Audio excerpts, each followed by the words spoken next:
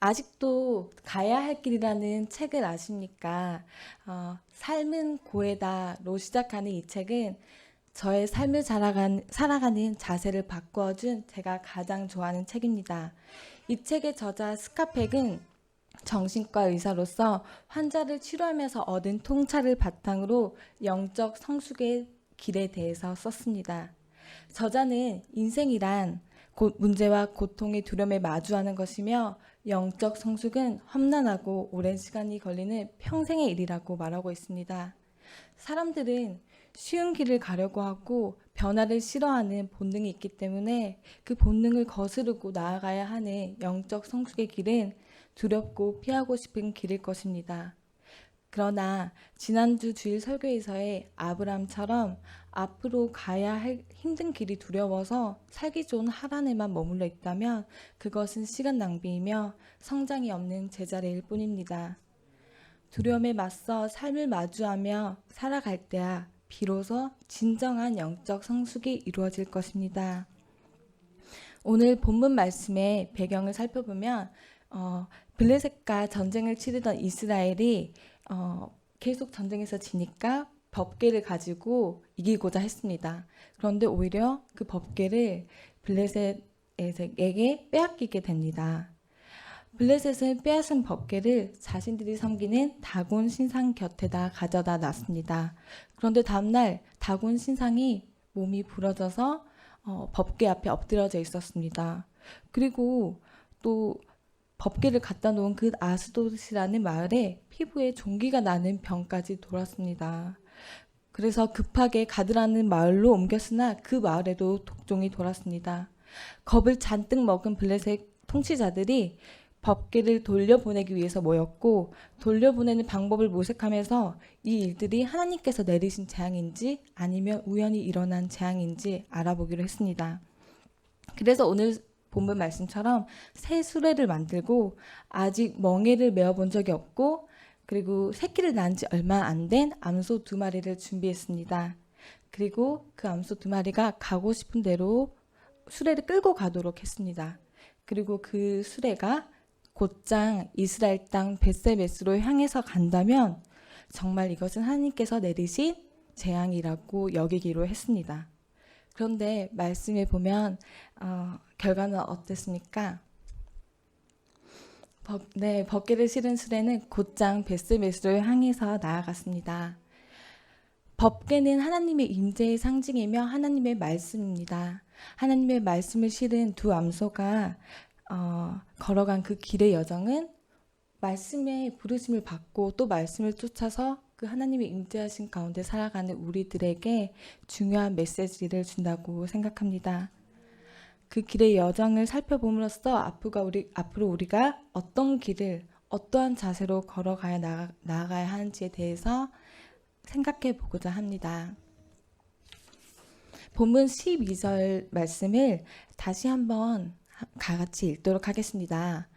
암소가 벳세메스 길로 바로 행하여 대로로 가며 갈 때 울고 좌우로 치우치지 아니하였고 블레셋 방백들은 벳세메스 경계선까지 따라가니라. 아멘. 여기 말씀에 보면 벳세메스 길로 바로 행하여라고 말씀하고 있습니다. 멍에를 메어본 적이 한 번도 없는 소에게 한 번도 가보지 않은 그 벳세메스로의 길은 먼 길이고 정말 험난한 길이었을 것입니다. 그럼에도 불구하고 두 암소는 목표로 정해진 벳세메스로 향하여 바로 나아갔습니다. 이 소들은 목표가 정해진 다음에 부르심을 받았고 또 자신의 의지와는 상관없이 벳세메스로 향하여 가야 했습니다. 블레셋 땅에 임한 재앙이 하나님으로부터 비롯되었다는 것을 증명하기 위해서는 벳세메스로 가야만 했습니다. 우리가 가야 할 길도 이와 같다고 생각합니다. 내 의지, 자원하는 마음과는 상관없을 수도 있습니다. 처음부터 온전한 결단과 순종이 없을 수도 있습니다. 또한 능력과 자격도 상관이 없습니다. 그러나 하나님께로 부르심을 받은 우리들에겐 가야 할 길이 있다고 성경은 분명히 말씀하고 있습니다. 마태복음 7장 13절에서 14절 말씀 다 같이 읽도록 하겠습니다. 좁은 문으로 들어가라. 멸망으로 인도하는 문은 크고 그 길이 넓어 그리로 들어가는 자가 많고 생명으로 인도하는 문은 좁고 길이 협착하여 찾는 자가 적음이라. 아멘. 생명의 길, 우리가 가야 할 길은 크고 넓은 길이 아닌 좁고 협착한 길이라고 분명히 말씀하고 있습니다. 내 인생은 왜 이렇게 힘들까? 나는 예수님을 믿는데 왜 안 믿는 사람들보다 더 힘들까? 이렇게 생각하진 않으셨습니까? 생명의 길은 결코 크고 넓은 길이 아닙니다. 이 사실을 기억하며 우리가 걸어가야 할 길, 그 목적지에 대한 분명한 인식과 사명감, 그리고 확신을 가지고 나아가기를 소망합니다. 그러면 우리를 부르신 하나님께서 함께 하시어 그 길을 바로 걷도록 인도하실 것입니다. 이어서 본문 12절에 울고 좌우로 치우치지 아니하였고라는 말씀을 또 하셨습니다. 여기서 치우치다라는 말은 히브리어로 수르인데 올바른 길에서 벗어나다 떠나가다라는 의미를 지니고 있습니다. 따라서 좌우로 치우치지 아니하고 바로 나아가 아니하였다는 것은 성경 안에서 철저한 순종을 가리킬 때 사용되는 말입니다. 또한 울고라는 말씀이 나오는데요. 이 울고라는 말씀은 히브리어로 까인데 소가 우는 소리에서 유래한 의성어입니다. 즉, 이 말씀은 음매 울면서 순종하며 나아갔다는 말씀입니다. 수레를 끌고 벳세메스로 향하는 두 암소의 모습을 한번 상상해 보시길 바랍니다.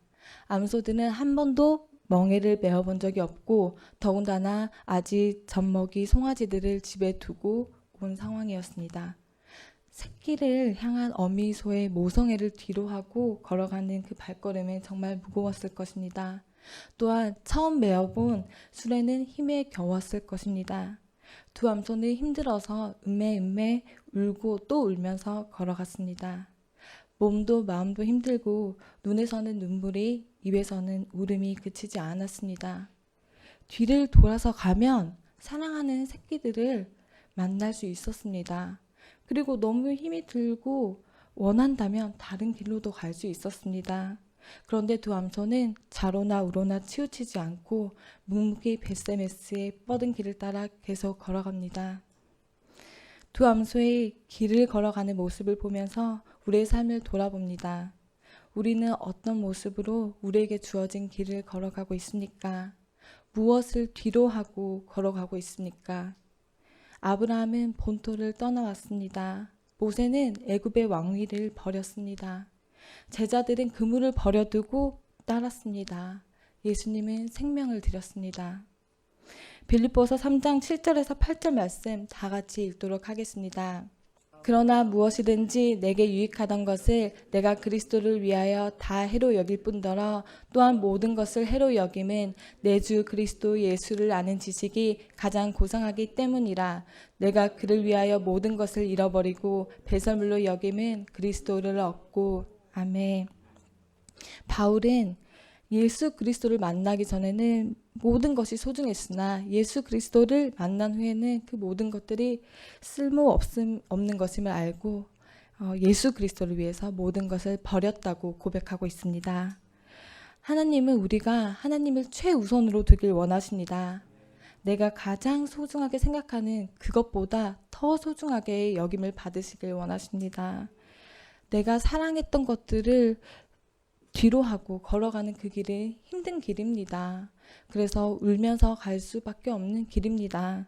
그럼에도 불구하고 우리가 사랑했던 것들을 뒤로 하고 우리의 시선을 하나님께 두며 한 걸음 한 걸음 나아간다면 어느새 자연스럽게 그 길에 들어서 있을 것이고 그 우리가 가야 할 길을 걷고 있게 될 것이라고 생각합니다.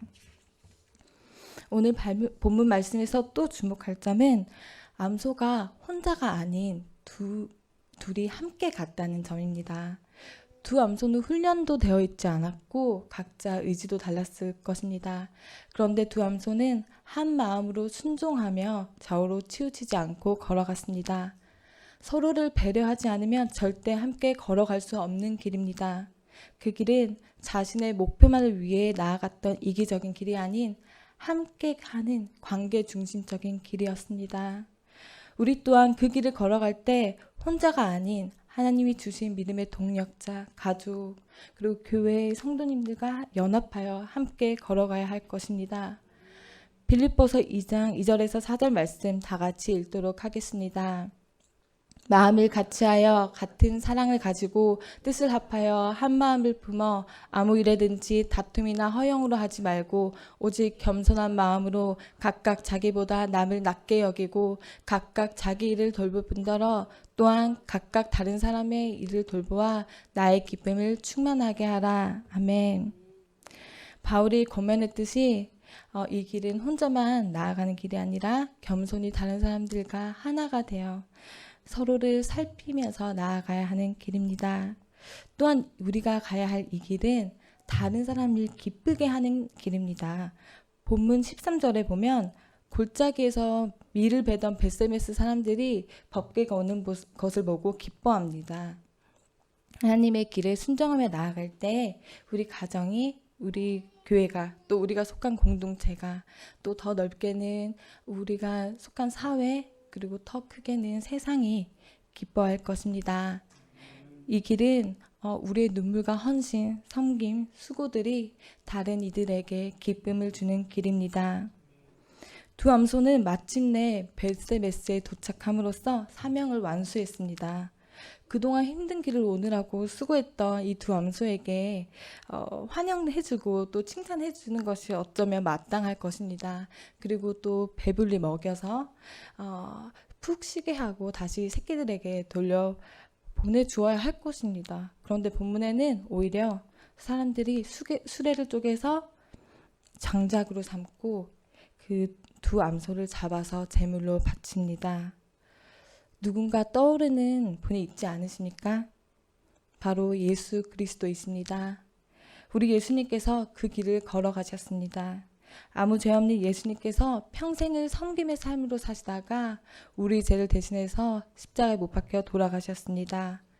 생명까지 내어주시면서 하나님께서 맡기신 사명을 완수하셨습니다.